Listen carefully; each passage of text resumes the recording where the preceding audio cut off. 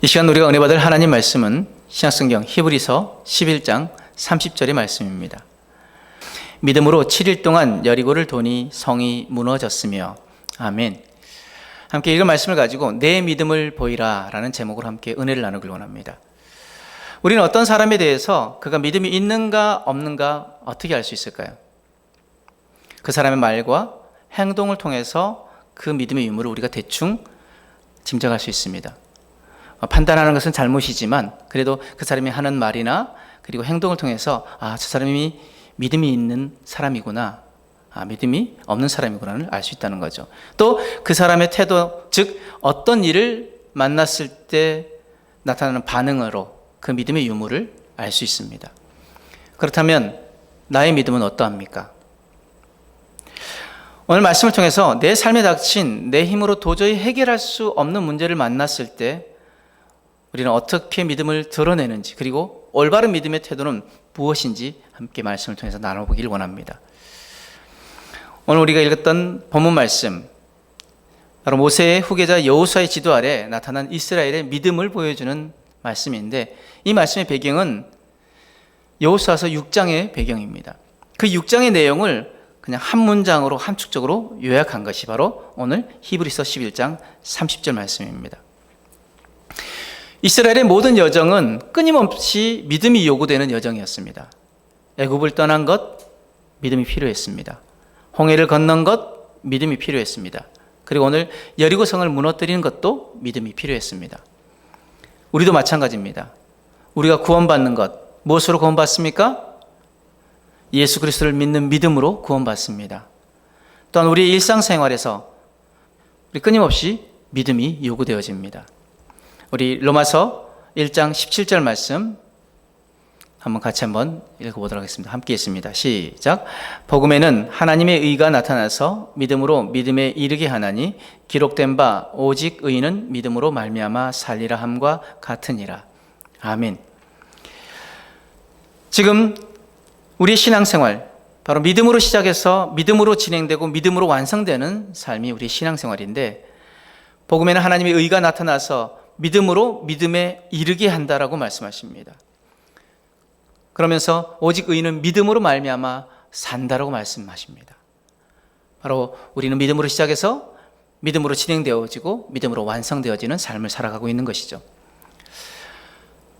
오늘 본문의 이스라엘 백성들, 젖과 꿀이 흐르는 그 가나안 땅, 축복의 땅, 꿈의 땅을 간절히 열망했습니다. 하지만 그들이 도착한 가나안 땅, 기대와 같지는 않았습니다. 그냥 들어가서 평안히 모든 것을 누릴 줄 알았던 그 땅이 무의도식하는 것이 아니라 피땀을 흘려서 쟁취해야 되고 만들어가야 하는 땅이었습니다. 많은 사람들이 착각을 하고 있는데, 예수님을 믿었기에 모든 문제가 사라지고 만사 형통할 것이라고 생각합니다. 그런데 예수 믿고 났는데 더 많은 문제들이 닥쳐오고 더 많은 고민들이 생깁니다. 이스라엘 백성들에게도 닥친 문제, 오늘 여리고성입니다. 지금 그들이 그 약속의 땅에 들어왔는데 난공불락의 여리고성이 그들 앞에 버티고 있습니다. 그 여리고성을 두고 하나님이 뭐라고 명령하십니까? 우리 여호수아 6장 1절에서 5절까지의 말씀을 우리 같이 한번 읽어보도록 하겠습니다. 함께 읽습니다. 시작. 이스라엘 자손들로 말미암아 여리고는 굳게 닫혔고 출입하는 자가 없더라. 여호와께서 여호수아에게 이르시되 보라, 내가 여리고와 그 왕과 용사들을 네 손에 넘겨주었으니 너희 모든 군사는 그 성을 둘러 성 주위를 매일 한 번씩 돌되 엿새 동안을 그리하라. 제사장 7은 7 양각 나팔을 잡고 언약궤 앞에서 나아갈 것이요 7째 날에는 그 성을 7번 돌며 그 제사장들은 나팔을 불 것이며 제사장들이 양각 나팔을 길게 불어 그 나팔 소리가 너희에게 들릴 때에는 백성은 다 큰 소리로 외쳐 부를 것이라. 그리하면 그 성벽이 무너져 내리리니 백성은 각기 앞으로 올라갈지니라 하시매. 하나님께서는 이스라엘에게 승리를 약속하시면서 구체적인 전략을 지시하고 계십니다. 여러분, 하나님 말씀을 신뢰하십니까? 우리 신앙생활의 문제는 하나님 말씀의 그 권위를 부정하는 것입니다. 또 하나님 말씀을 이해하지 못하고 깨닫지 못하고 모른다는 것입니다. 왜 모를까요? 알려고 하지 않기 때문에. 왜 모를까요? 읽지 않기 때문에. 하나님 말씀을 제대로 믿고 알기 위해서 우리는 말씀을 공부해야 되고 말씀을 읽어야 되고 말씀을 묵상해야 합니다. 지금 이스라엘 백성들 앞에 있던 여리고성, 지금 우리의 삶 속에도 맞닥뜨리는 성입니다. 우리의 삶을 가로막으며 우리를 좌절시키고 영혼을 파멸시키는 모든 것이 여리고성입니다. 이때 우리도 이스라엘 백성들처럼 하나님 말씀을 붙잡고 승리의 행진을 해야 합니다. 자, 그런데 여리고성 앞에서 이스라엘 백성들이 보인 믿음의 특징이 무엇일까요? 4가지 특징을 우리는 좀 살펴보길 원하는데, 첫 번째, 믿음을 가지면 순종하게 된다는 것입니다. 한번 따라해 볼까요? 믿음을 가지면 순종하게 된다. 아멘. 진정한 믿음은 순종을 가져옵니다. 믿음은 이성으로 동의할 수 없는 것에 토를 달지 않고 순종하는 것입니다. 하나님 뭐라고 명령하셨습니까? 매일 한 바퀴씩 돌라고. 그리고 엿새 동안 그렇게 하고 마지막 날에는 7바퀴를 돌라고. 자, 이 일이 어리석은 일처럼 보입니다. 말씀은 때론 이성적으로 이해되지 않을 때가 많습니다. 그래서 터툴리안이 뭐라고 이야기했냐면 나는 불합리한 거로 믿는다 라고 했습니다. 우리의 신앙생활 가운데 이해되지 않고 불합리하고 이성적으로 납득되지 않아도 하나님의 말씀임으로 받아들여야 하는 것이 바로 우리의 신앙입니다. 하나님이 돌라고 하면 그냥 도는 것입니다. 우리 여호수아 6장 8절 말씀 같이 한번 읽어봅니다. 시작. 여호수아가 백성에게 이르기를 마침에 제사장 7은 양각 나팔 7을 잡고 여호와 앞에서 나아가며 나팔을 불고 여호와의 언약궤는 그 뒤를 따르며. 하나님의 명령에 따라서 여호수아가 백성들에게 해야 할 일들을 알려주고 백성들이 이 길을 마침에 그들이 그 말씀에 그대로 순종하며 나아갔습니다. 때로는 사람의 길과 하나님의 길이 모순적일 때가 있습니다. 이사야서 55장 8절 말씀에 하나님 뭐라고 말씀하십니까? 내 생각과 내 길이 너희 생각과 너희 길과 다르다고 하십니다. 내 생각과 계획에 맞지 않는다 할지라도 하나님의 말씀이라면 순종해야 합니다. 믿음의 사람에게 순종은 필수입니다. 셀리 드러먼드가 이렇게 이야기합니다. 하나님의 뜻을 찾는 한 위대한 도구가 있다. 그리고 하나님의 뜻을 이루는 한 도구가 있다. 이것으로 우리는 사람들이 이룰 수 없는 것들을 이룰 수가 있다. 이것이 없이는 인간의 노력은 헛수고가 될 것이다. 그런데 이것은 어린아이도 알 수 있고 어린아이도 가질 수 있으며 또 어린아이도 사용할 수 있다. 이 도구의 이름은 순종이다. 하나님의 뜻을 이루는 도구, 바로 순종이라는 것입니다. 절대 오류가 없으며 거룩하신 하나님의 말씀이라면 그 말씀에 순종해야 합니다. 가라 하면 가야 합니다. 돌아라 하면 돌아야 합니다. 창조주이시며 주인의 말씀이기에 우리는 그 말씀에 순종해야 합니다. 두 번째로 이스라엘 백성들이 보였던 믿음, 그 믿음의 특징은 믿음을 가지면 담대해진다는 것입니다. 따라해 볼까요? 믿음을 가지면 담대해진다. 자, 믿음 때문에 이스라엘 백성들이 담대해졌습니다. 담대함이 없었다면 여리고성을 돌 수 없었을 것입니다. 무기도 없고 훈련도 안 돼 있고 군대도 아니고, 그리고 지금 그 여리고성을 돌다가 위에서 그들이 활이라도 쏘아버리면 꼼짝없이 당할 수밖에 없습니다. 그 공격받을 염려에도 남녀노소 약 200만 명이 그 성을 도는 것은 믿음이 필요했습니다. 그런데 믿음이 없다면, 즉 불신앙은 언제나 우리를 낙심시킵니다. 낙심하는 이유는 무엇 때문입니까? 하나님을 신뢰하지 못하기 때문입니다. 하나님을 신뢰한다면 낙심하지 않습니다. 하나님을 신뢰한다면 낙심하지 않습니다. 아멘. 유대인의 옛 이야기 중에 유명한 이야기 하나가 있습니다. 바로 악마가 어느 날 거라지 세일을 했습니다.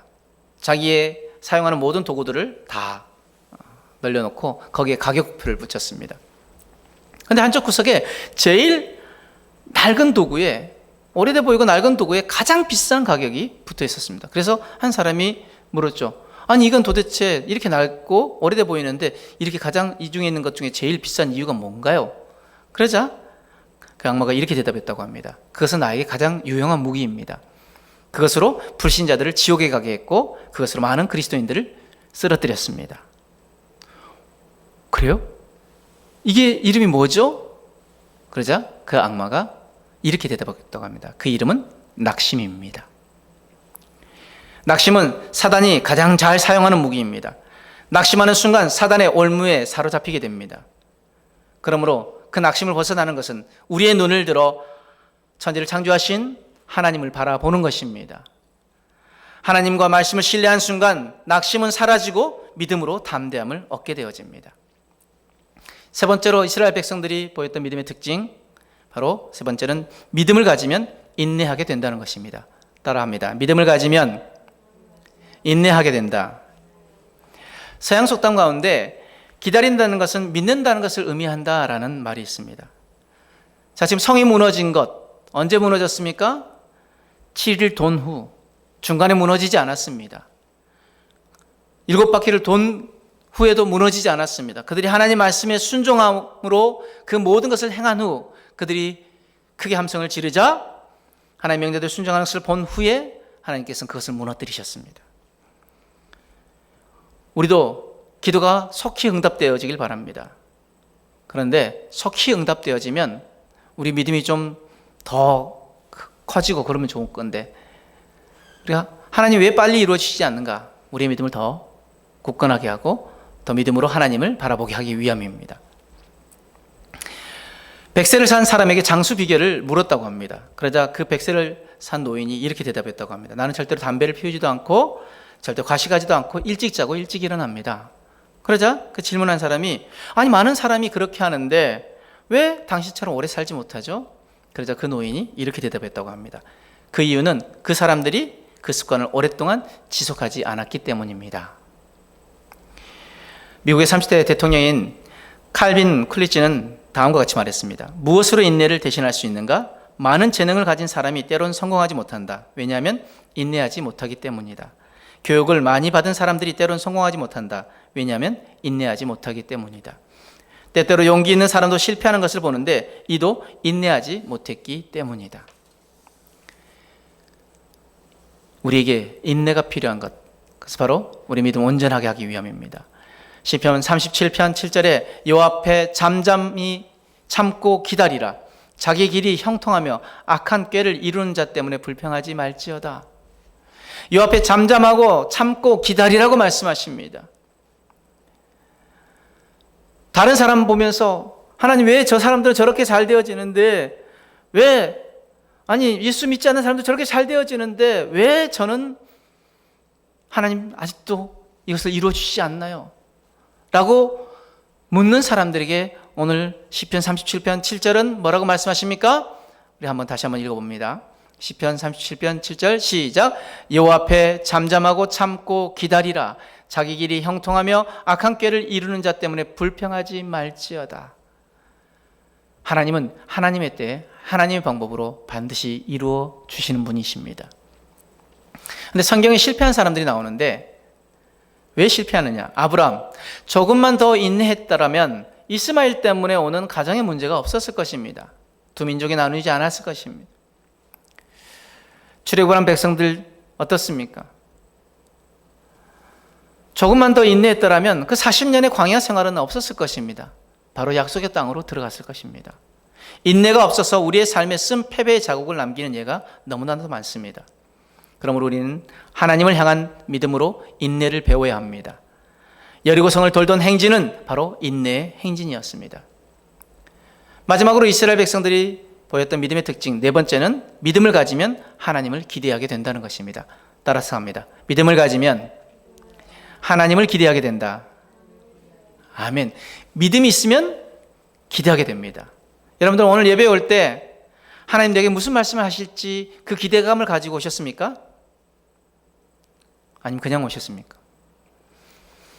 예수님께서 그 고향에서 기적을 행하지 않으셨습니다. 왜요?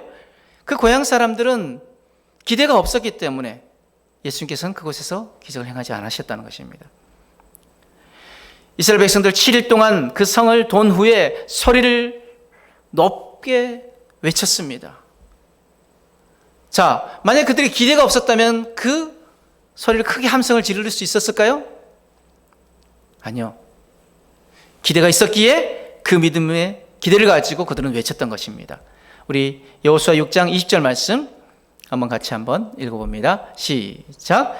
이에 백성은 외치고 제사장들은 나팔을 불매 백성이 나팔 소리를 들을 때 크게 소리질러 외치니 성벽이 무너져 내린지라 백성이 각기 앞으로 나아가 그 성에 들어가서 그 성을 점령하고. 그들이 크게 외쳤을 때, 믿음으로 기대를 가지고 외쳤을 때 그 성은 무너졌습니다. 그러니까 놀라운 것은 성이 무너질 때 이스라엘 백성 쪽으로 무너지지 않았다는 것입니다. 안으로 무너졌기에 백성들이 앞으로 나아갈 수 있었다는 거죠. 기도도 마찬가지입니다. 기대해야 합니다. 기도에 대한 기대를 가져야 합니다. 하나님의 응답하실 것에 대한 기대를 가져야 합니다. 기대 없이 기도한다면 그 기도는 그저 주문에 불과합니다. 여러분, 주기도문도 기대하면서 기도하십니까? 아니면 그저 주문 외우듯이 그렇게 기도하십니까? 오늘 우리에게 일용할 양식을 주옵시고 우리가 우리에게 죄 지은 자를 사하여 준 것 같이 우리 죄를 사하여 주옵시고 우리를 시험에 들게 하지 마옵시고 다만 악에서 구하옵소서. 하나님, 우리의 필요한 것들을 채우시는 하나님을 믿습니다. 그 하나님을 기대합니다. 하나님, 우리의 모든 죄악을 씻어주시고 우리를 모든 악에서 자유케 하실 그 하나님을 기대합니다. 그렇게 기대하면서 기도한다면 하나님께서 우리에게 주시는 놀라운 은혜를 우리는 맛볼 수 있습니다. 모페 선교사란 선교사님 계시는데 바로 남미에서 선교하셨던 선교사님입니다. 몇 년을 선교했지만 한 명의 결신자도 얻지 못했습니다. 그 모페 선교사님이 안타까운 심정으로 이렇게 기도했다고 합니다. 주님, 도와주세요. 수년간 전도했지만 한 명도 얻지 못했습니다. 단 몇 명이라도 전도하게 해주세요. 주님의 고난을 생각하며 성만찬식을 할 수 있도록 해주세요.